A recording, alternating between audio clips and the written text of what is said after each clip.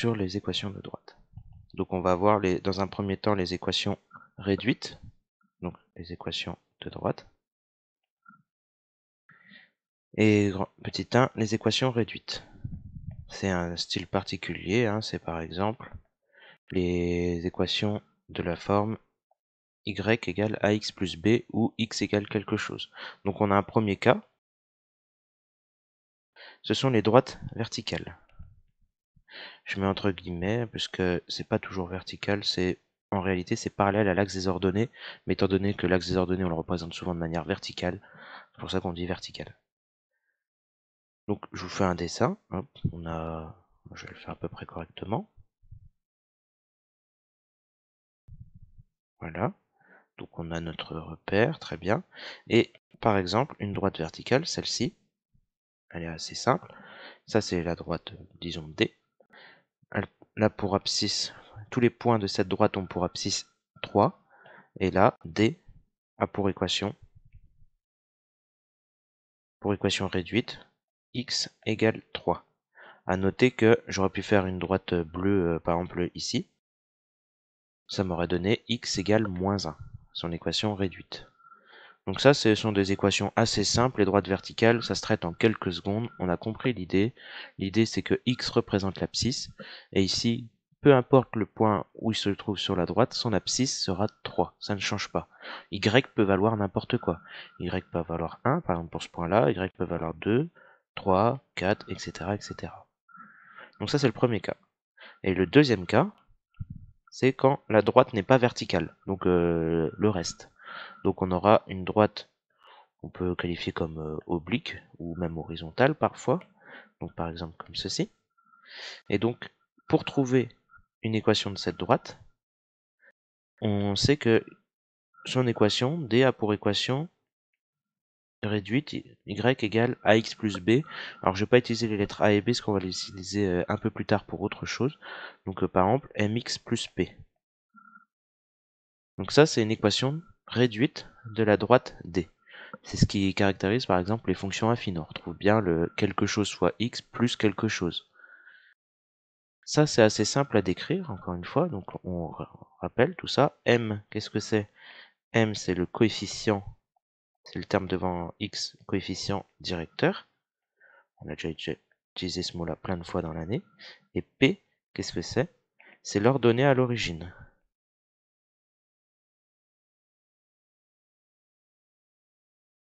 L'ordonnée à l'origine, c'est assez simple. L'ordonnée à l'origine, généralement, quand on a un graphique, on commence par ça, puisque c'est le plus visible. C'est le point qu'on retrouve ici. C'est l'ordonnée qu'on a en abscisse 0. Donc, le P, c'est ici. Pour trouver M, c'est un peu plus compliqué. Il existe plusieurs méthodes. On va commencer par une et ensuite on fera une seconde. C'est par exemple, il suffit de connaître deux points qui sont sur la droite, A et B. On connaît son abscisse pour A, c'est XA, son ordonnée YA. Pour B, on fait la même chose, XB. Son abscisse, pardon, c'est XB, son ordonnée, c'est YB. Et donc, il y a une formule qui nous dit, étant donné deux points de cette droite, pour calculer le coefficient directeur, c'est YB moins YA sur XB moins XA. Ça fait aussi référence au taux de variation qu'on a pu voir il y a un petit moment quand on a traité le nombre dérivé. Qu'est-ce que ça représente graphiquement? Si on s'intéresse à XB moins XA, ce n'est autre que l'écart entre les deux abscisses. Ça, c'est XB moins XA. Et YB moins YA, c'est cette distance-là. Et donc, ça, on va revoir ça après, mais quand on fera par exemple par lecture graphique le coefficient directeur, il suffira de regarder le déplacement horizontal, le déplacement vertical et de faire la division. Donc ça, on a déjà vu. C'est juste des petits rappels là. Alors, on va faire un premier exemple. Imaginons qu'on n'a pas de graphique. L'exemple, ça va être le même que celui que vous avez dans la page 1 du cours. Par exemple, A pour coordonnées 2, 3. Et B a pour coordonnées 4, 4. Donc, on essaye de trouver une équation de la droite AB. L'équation de la droite AB, on sait que c'est pas parallèle à l'axe des ordonnées, donc c'est de la forme y égale mx plus p. Bon. On peut calculer étant donné qu'on n'a pas de graphique, l'ordonnée à l'origine, on ne peut pas le trouver comme ça. Alors je vais faire des calculs.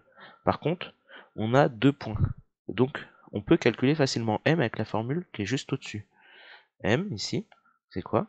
Alors, yb moins yk, donc 4 moins 3, sur xb moins xa. Donc 4 moins 2. On calcule, ça nous donne 1/2, si vous préférez, 0,5.